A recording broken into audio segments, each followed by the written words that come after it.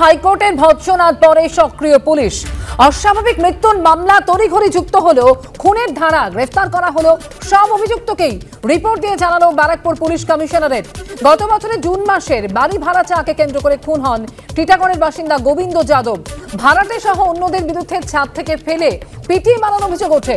Police সরাসরি খুনের ধারা যুক্ত না করে অনিচ্ছাকৃত খুনের ধারায় মামলা রুজু করে বলে অভিযোগ। গতকালই আদালতে সশরীরে হাজিরা দেন ব্যারাকপুর কমিশনারেটের কমিশনার অলোক রাজরিয়া এবং তদন্তকারী আধিকারিক।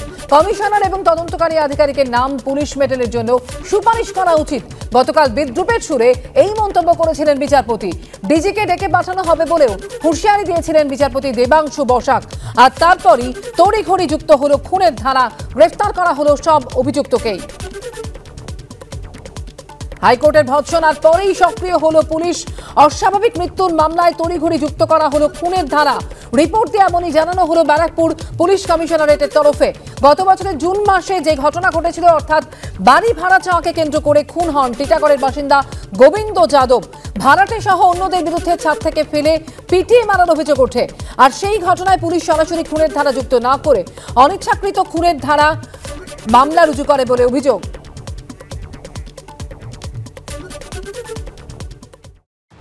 কমিশনার এবং তদন্তকারী আধিকারিকের নাম পুলিশ মেডেলের জন্য সুপারিশ করা উচিত। ব্যারাকপুরের একটি খুনের মামলায় বুধবার এইভাবে পুলিশ কমিশনার অলোক রাজরিয়া ও তদন্তকারী অফিসারকে ভর্ৎসনা করল কলকাতা হাইকোর্ট। 2023 সালের জুন মাসে বাড়ির ভাড়া আদায় করতে গিয়ে খুন হতে হয় টিটাগড়ের বাসিন্দা গোবিন্দ যাদবকে। ভাড়াটে সহ অন্যান্যদের বিরুদ্ধে ছাদ থেকে ফেলে পিটিয়ে মারার অভিযোগ ওঠে, কিন্তু ঘটনায় সরাসরি খুনের ধারা যুক্ত করেনি পুলিশ। অনিচ্ছাকৃত খুনের ধারায় মামলা রুজু করা হয়। এই নিয়ে এদিন উষ্মা প্রকাশ করে কলকাতা হাইকোর্টের বিচারপতি দেবাংশু বসাক বলেন, এই তো রাজ্যের আইন শৃঙ্খলার অবস্থা এমন হয়েছে যে প্রদর্শনীর সামগ্রীর মতো করে কমিশনারকে পেশ করতে হচ্ছে। সিবিআই তদন্ত হওয়া উচিত এবং সবাইকে হেফাজতে নিয়ে জিজ্ঞাসাবাদ করা উচিত। রাজ্য সরকারের আইনজীবীকে উদ্দেশ্য করে বিচারপতি বলেন, কোনো সাফাই দেবেন না, আর একটা কথা বললে কাল রাজ্যের ডিজিকে হাজিরার নির্দেশ দেব। এরই সঙ্গে কার্যত বিস্ময় প্রকাশ করে বিচারপতি মন্তব্য করেন, ছাদ থেকে ধাক্কা মেরে নিচে ফেলে দেওয়া হলো, তারপর নিচে এসে ফের তাঁকে পেটানো হলো। এরপরেও পুলিশ খুনের ধারা যুক্ত করার মতো অপরাধ খুঁজেই পেল না। যেখানে এই ঘটনা ঘটে বুধবার, সেখানে গিয়ে দেখা যায় বন্ধ হয়ে পড়ে রয়েছে সেই বাড়ি। ওই এলাকায় পাওয়া যায়নি বাড়ির কাউকে। প্রতিবেশীদের দাবি, বুধবারও সেখানে গিয়েছিল পুলিশ। দুটোর সময় এসেছিল, ওখানে দাঁড়িয়ে ওরা আবার একজনকে নিয়ে গেছে।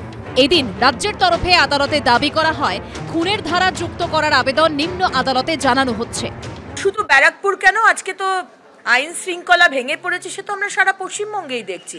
যেটা আমাদের মাননীয় বিচারপতি বলেছেন ব্যারাকপুর নিয়ে, সেটা প্রত্যেকটা জায়গাতে। বিভিন্ন কমিশন তারাও পর্যন্ত ক্ষুব্ধ। তারা বুঝতে পারছেন যে আইনের কোনো শাসন নেই, শাসকের আইন, এবং বুঝতে পারছেন না যে অর্জুন সিং সম্পর্কে তৃণমূলের এমএলএরা এখন অভিযোগ করছেন, এই অভিযোগ তো পুরনো। সেই অভিযোগের পর অভিযুক্ত খুনে অর্জুন সিং, তাকে এমএলএ করেছেন তৃণমূল, তাকে এমপি করেছে বিজেপি।